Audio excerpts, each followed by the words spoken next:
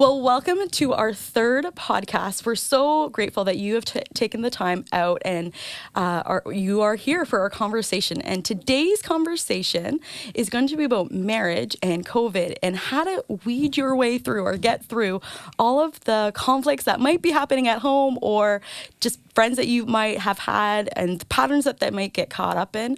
Today, I have the honor of introducing Blair Mercer and Ange Mercer, and they both work at Gateway. A few years ago, they were part of our Komoka campus and have recently moved to our London campus. So why don't we get to know them a little bit with our first question. So can you guys tell us a little bit about who you are, your family, where you are at, your kids, all of that stuff? Yeah, stage of life stuff. Yeah. Go well, ahead, hey Ash. everyone, we're so excited to be here, and Yeah, this great is to be actually a topic that Blair and I are super passionate about, and so loving this conversation. We've been married 21 years and met in Bible college. He was the first person I met, and dated a whole 12 days later. And actually, straight out of Bible college, we ended up coming to Glad Tidings Assembly, which was what Gateway was called back in the day. And we've been here ever since. And we have two kids. They're both teenagers. Yeah, 17 and 16. Yep. One graduating from high school this year, and that's just bringing a freshness to how old we are and how old we feel towards it all, right? Yes. But it feels like a lot of life has been lived at Gateway with Gateway's community, and even having Pastor Leigh-Anne a part of our youth group and then part of our leadership team through school. So this is She good, used to comfortable. babysit our kids, actually. Yeah. Like a long time ago. Yeah. Yes. It is totally true. A community has raised our family. Yeah. And we feel like we've raised a community. So it's great. It's a big mess. It's a big happy mess, I think, together. Every now and then, certain students will send us videos of our kids when they were toddlers, and it's like the I had that experience, cutest actually. thing ever. Isaac was in his Batman phase, and I had a picture of him with his costume and Mickey with like her princess costume, and then I was there being a pirate in your old home. I'm like, anyway, so we could reminisce all day long, to be honest, because I think I've known you most of my adult life, if not the whole time, right? So we could reminisce, but we're not always here to reminisce with old friends. So, which I think we could just do. So, what have you guys, because you guys have a different perspective, what have you guys been noticing about marriage and problems or people coming to you about marriage and conflict or during the last year, which has been COVID? Have you guys noticed anything, observed anything? Well, we were talking about this yesterday and thinking of this question. We found that if a marriage during COVID was in a rough spot, COVID just escalated that to make it worse. Yeah. And if you were already in a good spot, you even got better, if that even felt possible. Yeah. They kind of, those who were healthy leaned into each other. Those who were less, it just sort of sped up the process to let's split up. And that's, I think it's been really stressful for certain people, especially on the career job side of it. Like I know I have friends who, because of COVID, because of their businesses having to shut down, they've had to really reconsider their career options, and some of them have decided to change careers and go back to school, and that is extremely stressful on an individual, which then is stressful for the marriage, but then also there's implications of that with your kids. So people are really experiencing a lot of stress and anxiety, obviously mixed with fear. And so I know that's one thing that I have heard during this time. And then, like Blair said, just, if you're already in a spot where you maybe don't get along so well and you don't communicate so well, being home 24/7 with the same people. Oh my! how many? This is a perfect storm. For Wait, a lot of can you people. do that again? Yeah, we like that sound effects. We don't have many sound effects currently on our podcast, but that one we might want to Yeah. There we go. Like token it. Okay. So you guys, I love that. You guys are already talking about kind of like these patterns, right? So leaning in, leaning out. Can you give us an example?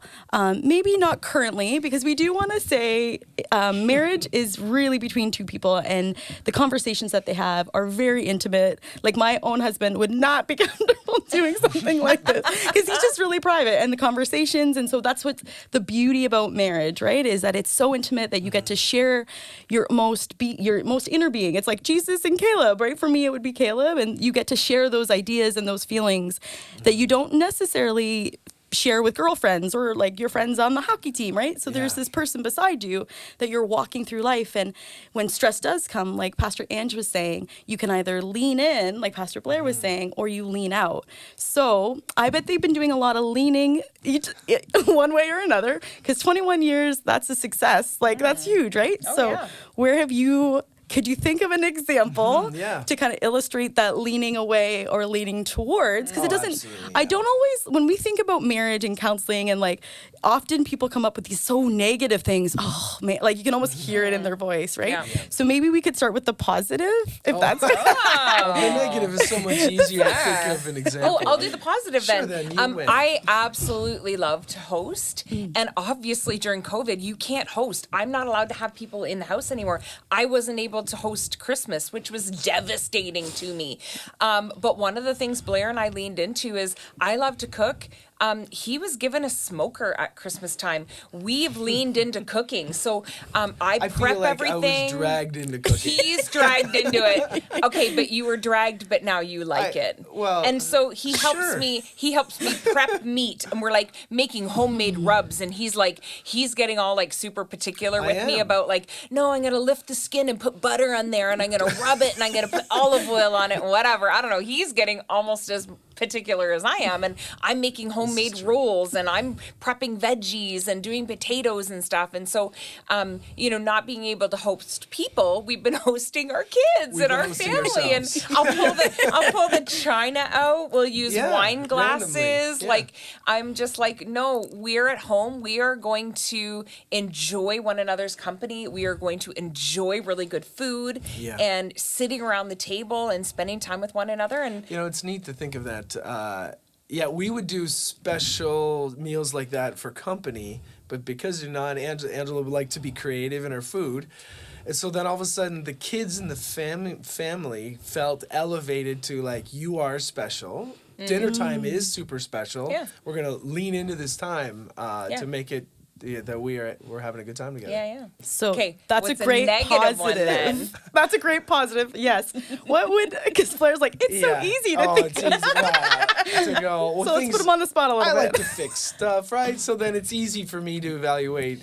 I would lean that way to evaluate and look for the patterns already. So I would say a reoccurring disagreement is how we both see money. And so at the beginning, we get expectations in marriage. A lot of people have understood that. But I can actually remember one of our biggest blow-ups was I was suggesting Angela to watch our budget a little bit more. And it just like, okay. And she came home, do you remember the salad tong discussion? No. Yes, the salad tongs. This is wonderful. It was. I said we were done spending, and you're like, "Well, what's a little bit?" And I'm like, "There's always another set of salad tongs." And so Angela returned, and I think a $5 set of salad tongs for my abstinence of making a point, right? But that started a pattern of when we talk about funny, this does not go well. So that was like our first blow up of many blow ups about what I think about money and what she thinks about money, what I think about budget. And you're like, what I was trying to figure out is how do I talk about money without blowing up? Still to be discovered perfectly in this conversation about it. But I have experimented with otherwise. I don't know how to bring up money without yelling. So what I'm hearing from the negative, right, is that Blair has a value of money and Ange has a different value of money, right? And you know what I really love about what you just shared was that you have taken your part of it, right? So in marriage, it can't just be one person or the other. Right. It's like you've said, how do I communicate this to Ange? Not how do I communicate this to Ange, right? And she's gonna know and da da da. I told you. I've Why told don't you you once, know? I've told you And you're 1,000 times. This isn't working. This isn't working. Right. This isn't working. So I think it's coming back to the cycle and trying to find a way that works for both of you, right? And obviously the salad tongs, Blair remembers and Ange does not. So yeah, you can talk about that later in the car ride. I mean, this was in our first year of marriage. You're like all of a sudden filling the cupboards with spices and salad tongs, or like your first Christmas together. It's a lot to buy, and budget and expectations and values all gets in the mix. Anyway, how you spend money, I think that's a difference of values with the budget, because I think one of the bigger things was to realize what I valued is not what she valued, et cetera, back and forth. We got to find a budget to both values and figure it out. Now, for our audience, when a fight happens, do you find that you're both kind of more uppity? I won't say arguing, because I think that comes with like a certain image, and I don't want to give an image for people at home. But would you say that you're more uppity, or would you just go more quiet, just so that we have a baseline? We are full open books when it comes to marriage, and we both have shared so much about marriage to the point that we actually don't really care too much. So we fought for the first 8 years of our marriage because loudly. We're both middle children. We're both very stubborn. We're both always right. And I will say, probably from both of our perspectives, his probably a little better than mine. I was not raised in a family that taught me how to communicate. So, you stuff, you sweep under the rug, and then you act like nothing's happened and we're good, right? And he's just like, what? And so we had, most of the fighting was us fighting to figure out how to communicate this to one another. How do I express to him how I feel and what I need in a moment, and learning how to do that constructively and respectfully was something that was very, very difficult for us to learn and took us a long time to learn it. So if you were raised in a home that learned how to communicate properly and you were really great at that kind of stuff, then it won't take you 8 years in marriage. But for some people, it might take you 10, 8, 15, 20 years. Like, it might take you longer to figure that out. Yeah. And so, yeah, we we felt like we were fighting for the marriage through this fight. Yeah. Like, we're just going to fight it out and keep fighting until we figure it out. Yeah. And, you know, I can't say it was always perfect fighting, but we would try. We're loud, we're excited, but we're not name calling, you know. No. We are trying to not push buttons for buttons' sake. But communication's about of it. It's loud. Other people have been around us when we've bickered. I would say they're like, "Wow, do you guys need to like get a room?" And you're like, "You're next." That's Blair's personality right now. Or we're legit, like, we're not fighting. We're not fighting. We're just like loud. We had a friend in Bible college that was always like, "Now is not the time, guys," and we're like, "What are you talking about? Now We're fine." is not the time. So we're just dramatic in our approach. It is the time. No time like the present. There's a little bit to that. But another huge thing in our communication to figure out how to fight, we would argue about who said what and who did what perfectly. We'd always go back, no, I didn't, yes, I did, no, I didn't. Then we heard a podcast about the science of memory. And it basically comes down to this. A fool is a person who trusts their memory alone. And you're like, now we've used the phrase, as far as I can remember, and I realize that's about 60% accurate, which is not very accurate. So that's just that realization, and we can share that resource to like change your life, but that was a game changer. It really was. I will not fight from my memory anymore. Because I'm likely wrong. It's scientifically proven. I have missed a lot. Yeah. So that brings us to our first insight to help people at home. What I, in the counseling world, would call find the bad guy. So it's like keeping a list of wrongs, right? And the Bible says like true love actually doesn't keep a list of wrongs, right? So this idea is about as you guys probably know, there's a rhythm of marriage, and anyone that has been in a relationship knows when that rhythm is smooth and you've talked all those rough edges out, right? And then you also know when that dance or that melody becomes a little bit more like what Ange did. And then Blair's, you know what I mean? Like mosh pits yes, dancing. like screamo music, head rushing, pounding your fist, right? So I would say that's like the idea of finding the bad guy, where there's two people who are like both fighting, right? And they're both not just fighting but attacking. And like you had lots of good insights. So like I forget which one said, but you're like, we don't attack each other, we attack the problem. Like I'm kind of summarizing that. But I think especially if you're newlyweds, you kind of forget that the person you're not fighting, like newlyweds often make the mistake of they think that they're fighting the person versus the problem, and it all gets mushed in together, That's right? good. Yeah. So like we always, and to slow that down, right? So I love the phrase in this kind of fight, it's not me, it's you, right? That's when you go, oh, I'm actually attacking the person, not the problem. So if you're like at home and you're like, oh, I do say that a lot. It's you, and you're starting to like, you mentally point the finger and you're like, they've done this to me, they've done this to me, and then you go, oh shoot, it's actually me, right? And so I think that's I always think of like helpful phrases to kind of identify the fight, right? Or the mosh pit moment, or so if you're listening and you're like, oh shoot, that might be us. Just we have some suggestions for you. They have kind of shared like earlier in their marriage, like 8 years in, they were kind of maybe doing some of these patterns, right?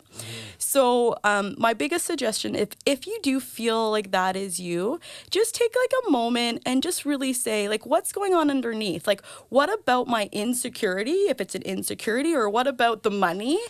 So I have that value, right? Kind of going back to Blair's story.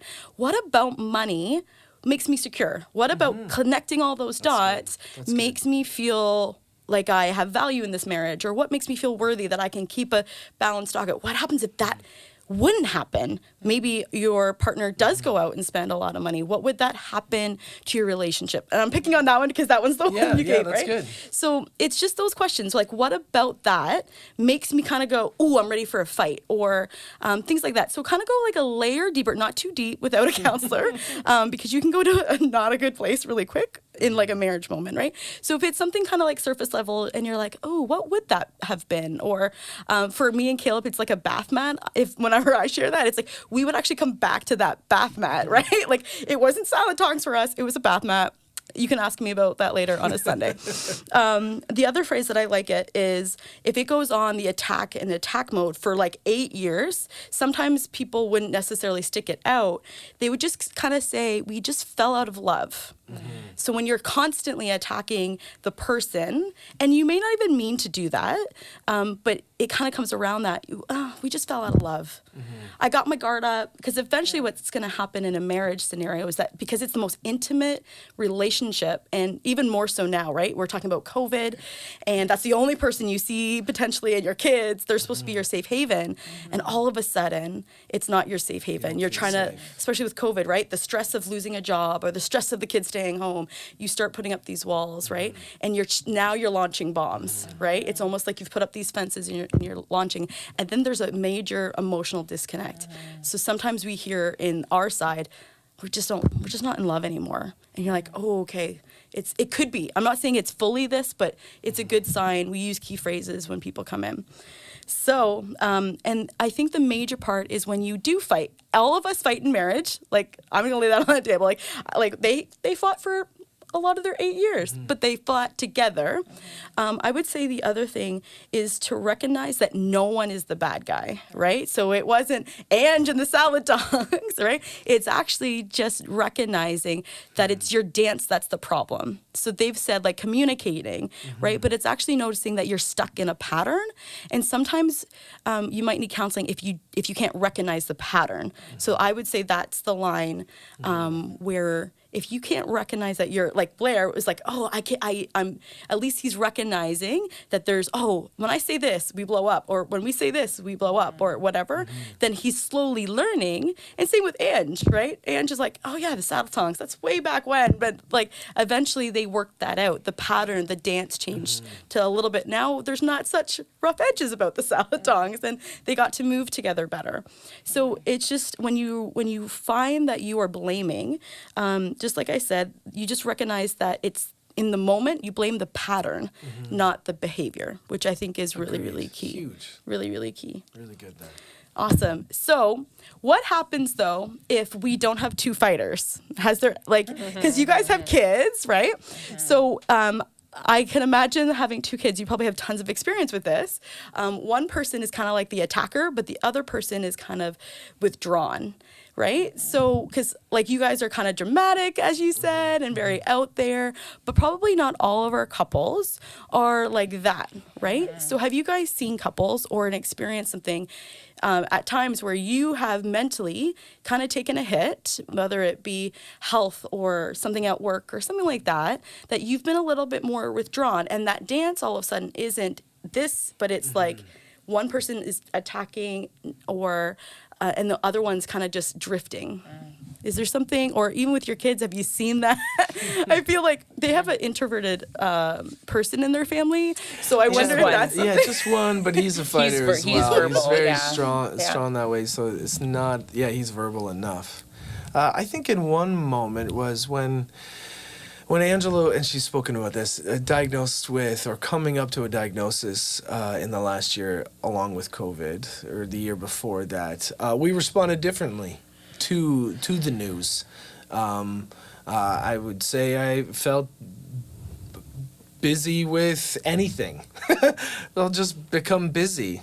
Has been my go-to example of what do I do when I'm stressed out. It was like, I'll make myself busy. So even the day Isaac was born, because Angela was going to be induced, it was like, you're supposed to get up at 7 and wait all day for a phone call. And you're like, well, I'm not just sitting on a couch all day. Make myself busy. Of course, by midnight when we finally get called in, Blair's a little exhausted. Whereas Angela, during stress or during moments, is more of a shutdown, do less, kind of responses. So I felt like we didn't lean into each other. We leaned out in different ways. Not that anything really came up with our marriage, but in that moment, we definitely responded completely differently to the stress. Yeah. And then even with arguing, like if you're, what you're asking about, a person who like internalizes and shuts down and goes to the room and closes the door, it is just so important for us to be aware and to put on empathy as much as we can, and gentleness in like just seeing how each other is responding and leaning in instead of out. So even if it's just checking in to say, how are you, or is everything okay? Do you want to talk about it? Maybe the answer is no. Okay, if the answer is no, then it's like, at least you've leaned in, and then it's like, okay, whenever you're ready to talk, let's talk. Because yes, Blair and I would be your instant verbal external processors, and there are some people who aren't. And you can't rush it. You can't make them respond or talk. You can't. So you just have to be patient. And one of the things we did to figure that out too is we studied the Enneagram for each other, not for ourselves as much. Yeah, tell us a little bit about that for people that don't know. So the Enneagram is a personality test, and that's been around for a while, and right now it's got ups and downs views, but from what we have studied, we found it extremely valuable because it's really easy to make applicable. You can go on Instagram and follow a bunch of Enneagram coaches after taking a free test that you can Google online and read up a little bit about it. And so I follow Enneagram 7s and 8s and 6s because that's my family. And every day when I'm killing time for entertainment, I'll get a little reminder about what a 6, 7, and 8 are like. And then you're like, oh, triggers that they're not happy, triggers that they're stressed out, triggers that they're being ignored, triggers that they feel anything going on beneath the surface. And I liked that because it was a practical way I could study my family to go bing, bing, bing, bing. So my I love daughter that. is going I through actually something difficult. Love that. The fact that you, even at 21 years of marriage, the fact that you were teachable and you still want to learn about your partner. So I just think that's a great indicator for young couples that this is like, you're on this life journey, right? And this isn't like, you know, there's stats out there like lots of couples don't make 5 years. And I wonder in the process, I don't have any data, I don't have any research, but I just wonder when people got married, if they thought maybe the journey wouldn't be studying it, wouldn't be learning it, wouldn't be a process to become one, right? I think it was someone who said, it was I forget who said it, but it was like, the day that you say I do is like there's two people becoming one for the rest of their life, right? Yeah. And so it was like, it kind of changed everything I thought about marriage in like a single moment, right? Because at that point, you're actually learning how to do different things for the person. Yeah. You have to learn that it's not about just you anymore. It's about these two people doing this journey together. And I just love that. After 21 years of marriage, you both have still fully committed to that process. That's amazing. When we did the Enneagram, I think we had been married 19 years at the time. And we had an intense aha moment. Epiphanies were happening. Like massive. Blair and I were looking at each other, and for the very first time, I was saying, that's how you think? And it was making so much sense. And it was like, oh my goodness, when you look at something, when you look at a situation or an argument or whatever, this is what you're doing. And then this is what I'm doing. And you could see the massive disconnect. And you're like, no wonder we took so long to learn about each other and to figure things out. I wished we had have learned it decades earlier. A quick example, if I'm allowed, if we have time allowed. It would have been on during COVID. Angela would turn to me and say, "Friday night, you're taking me out," and walk away. She'd do this, right? Pre-Enneagram or perhaps early marriage life, I would have thought, "Don't you care about our budget? Don't you realize what that'll cost?" And she would have been thinking, "Don't you care about my needs, my personality, my sense of creativity and adventure, and want stuff fresh all the time?" And to go like, so it was like no problem. So we would do takeout dates, right? Yeah. And sit in a parked car like we were dating, and then our battery ran out, and we had to have somebody jump us. It's exactly like we were 19 again. And we were like, "You guys are parking somewhere weird." It was not dark out. Jeremy Edmonston saved the day. It was fun. Love that. But it was a completely different scenario because I recognized that's what it's not about money. I know that sounds so trivial, but it just wasn't. Yeah. Even though I blame myself. Yeah. So the common phrase that I bring couples back to is we're not communicating well. So often couples will come into the office and they're like, we're just not communicating, or they just don't understand. And so those are like, so if you're saying that at home and you're like, oh, but they've got it so good. I bet there was times where that pattern didn't go so well. I walked home a few times. Right? And so, I mean, they're giving highlights, and I always want to focus on positive because I just feel like marriage can get really negative really quick. And so we just want to uplift your marriage today. So if you're saying those things, though, those would be light bulbs that would be like, hey, you need to like discover how to communicate. So they pick the Enneagram tool to help them kind of go inward and kind of go, oh, that's what my partner thinks. So maybe there's other tools out there that you can discover. But the part that I love is that they're still discovering each other after 21 years. And so that's part of the journey part of marriage, right? Yeah. That's part of that intimacy that we opened up with. It's just some highlights. If you feel like you are married, if you sometimes the other thing is personality. What they're talking about is personality can really play into that, right? So often this would be probably the one that we often see mostly in a counseling session is where personality does play, right? Where that one person is very extroverted, the other person is super introverted, and they have to learn a new way of communicating that both needs get met. or unmet, right? So even in this story, right, Blair's kind of worried about the money, and Anne just looking for a good time because she's a 7 and she just needs out. She needs a break of that routine. But if they hadn't discovered the Enneagram, a way of communicating, they could still be stuck potentially in a rut, or like potentially in that pattern, like, but don't you care about this? And she's like, of course I do, but this is really important to me too, right? Yeah. And so it's kind of discovering those needs and how to navigate that, but together, right? It's not just they, and there are times that both people, especially right now in COVID, right, we need to give each other space, right? So you guys shared about diagnoses, and there are times where you do need to tell your partner, I just need a minute to catch my breath and not feel like you're going to hurt them. But the key thing is to verbalize that you need that. Don't just disappear. Because our introverts that are listening go, I just, like, they just kind of want to just like go and do but just before you exit that moment, just say, I just need a minute. I'll get back to you. Yep. Especially a lot of men, they want to fix it. So if you give them time to fix it and process, they will come back stronger and healthier if you allow that space. Women tend, because we're brought up, like, yes, I'm kind of stereotyping, we love to gab. Like, we love to gab with our girlfriends. We're kind of born to do that. That's kind of how we like process. But there are some men who just need that minute to take a moment.